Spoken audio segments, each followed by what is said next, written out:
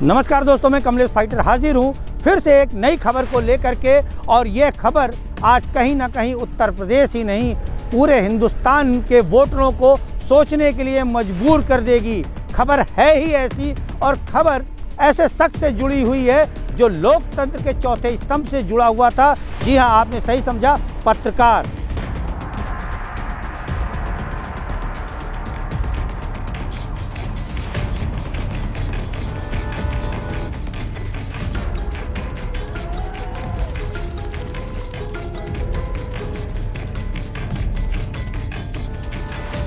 अब हम आपको बता दें ये पत्रकार कौन था और हम किसकी बात कर रहे हैं और खबर किससे जुड़ी है।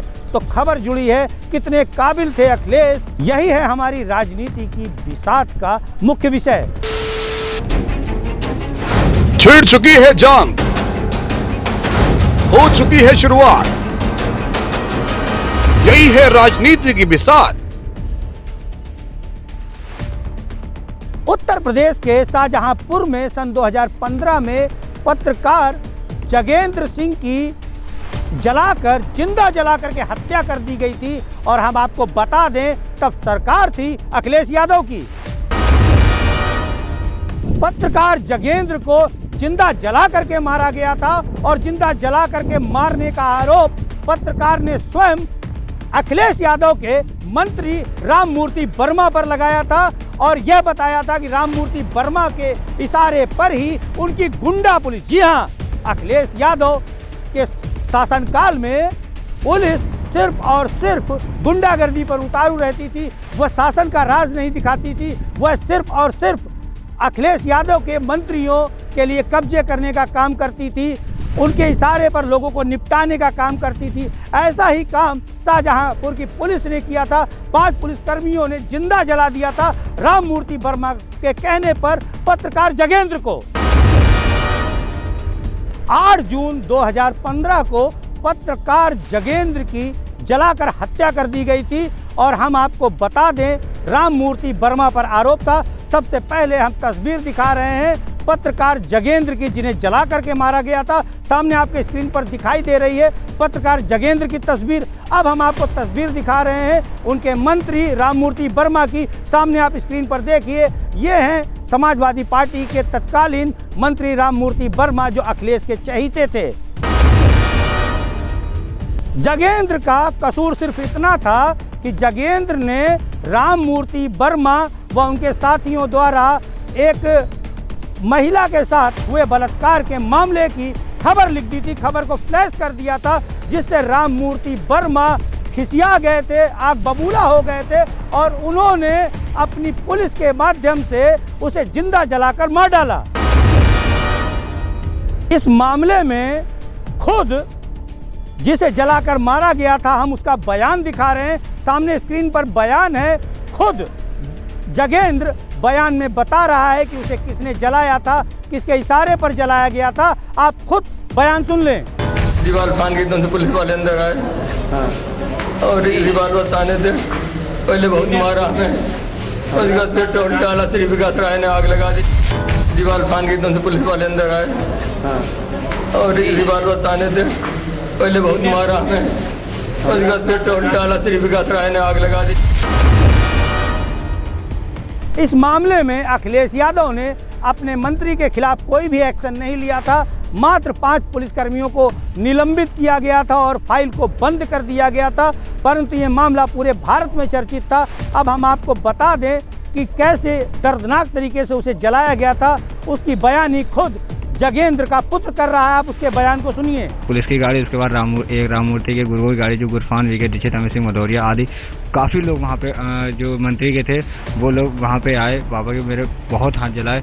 उसके बाद में हाथ जलने के बाद में एक दूर से इनको बोतल एकदम सीने पे ऐसे मार दी होता, तो जिससे पापा और तेज जलने लगे। जब पापा बहुत चीखे चिल्लाने, तो दोपहर का समय था, लोग अपने घरों में थे, लाइट आ रही थी।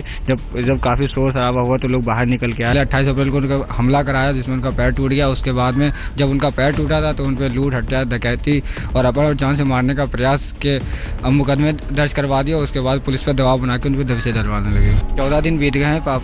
पापा के साथ ये घटना हुई है, लेकिन अभी तक किसी ने सुध नहीं ली है। सीबीआई जांच की मांग कर रहे हैं, क्योंकि सीबीआई जांच से निष्पक्ष जांच हो पाएगी, क्योंकि यहाँ पे अधिकारियों पे मंत्री का दबाव है। इस मामले में जगेंद्र को न्याय नहीं मिला तो जगेंद्र की पत्नी और बच्चे धरने पर बैठ गए थे, उसके बाद भी कोई सुनवाई नहीं हुई।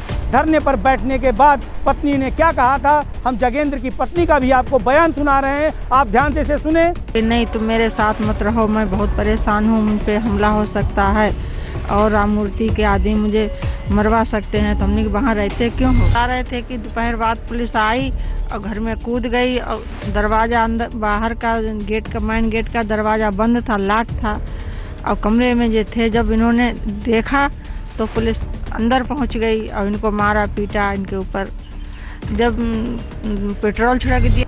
ये अखिलेश यादव की ही सरकार थी कि उनकी सरकार में मृतक ने मरने से पहले बयान दिया था कि उनके मंत्री राम मूर्ति वर्मा ने उनकी हत्या करवाई है। हम फिर से आपको एक बार फिर से बयान सुनाना चाहते हैं पत्रकार जगेंद्र का, जो उन्होंने अपने मरने से 4 दिन पहले अस्पताल में दिया था। पुनः इस बयान को सुनिए।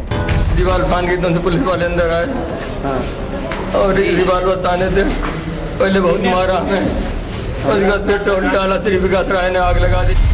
दीवार फान के एकदम से पुलिस वाले अंदर आए और दीवार बताने थे, पहले बहुत मारा हमें, उसके बाद फिर टोल डाला, श्री विकास राय ने आग लगा दी। तो आपने देखा सुना भी, और हमारे देश का कानून कहता है कि मरने वाला कभी झूठ नहीं बोलता है, परंतु यह अखिलेश यादव की ही सरकार थी कि दिन दहाड़े इनकी पुलिस यूपी पुलिस नहीं, जो इनकी गुर्गा पुलिस होती थी, गुंडा पुलिस होती थी, वो लोगों को मार देती थी इनके मंत्रियों के कहने पर, इनके कहने पर, जैसा कि पत्रकार जगेंद्र के साथ हुआ।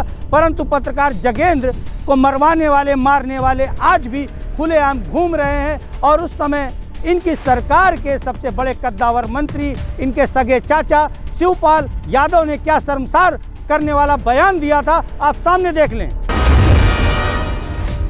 तो बिना जांच के कोई भी मंत्री नहीं हटाया जाएगा।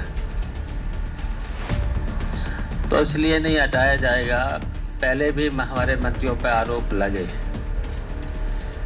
और जो बदायूं कांड हुआ उसमें जब जांच हुई तो जांच में कुछ नहीं आया और उसी तरीके से राजा भैया पे भी आरोप लगा और राजा भैया भी निर्दोष साबित हुए सीबीआई जांच से। तो बिना जांच के कोई भी मंत्री नहीं हटेगा। तो आपने देखा कि अखिलेश यादव की सरकार में पत्रकार ही नहीं सुरक्षित थे तो जनता कहां से सुरक्षित रहती। आपने इनके चाचा का बयान भी देखा और आप समझ सकते हैं कि इनकी सरकार में पुलिस कानून व्यवस्था के लिए नहीं थी, इनके कब्जे करने के लिए थी, इनके खिलाफ जो लिख रहा था उसको निपटाने के लिए थी, जिंदा जलाने के लिए थी। और अब हम आपको बता दें, आप खुद तय कीजिए कि अखिलेश की सरकार कैसी थी, वर्तमान की सरकारें कैसी हैं। और हम तो यही कहेंगे, आप सोचने पे मजबूर हो जाइए और सोच भी लीजिए कि कितने काबिल थे अखिलेश। जन एक्सप्रेस पर आपको सिर्फ और सिर्फ सच्चाई दिखाई जाती है और हमने आपको सच्चाई दिखाई है। और हम आपको बता दें, तय आपको करना है कि आपको गुंडा राज लाने वाली सरकार चाहिए कि आपको सुरक्षा देने वाली सरकार चाहिए। हम किसी भी दल की पैरवी नहीं करते हैं, आपका वोट बड़ा कीमती है, किसी को भी दीजिए, परंतु गुंडों को मत दीजिए, उन्हें मत दीजिए जो दिन दहाड़े पत्रकारों को जलाते थे, जिनके राज में दिन दहाड़े माँ बहनें सुरक्षित नहीं रहती थी। फिलहाल हम विदा लेते हैं, तब तक के लिए जय माता दी।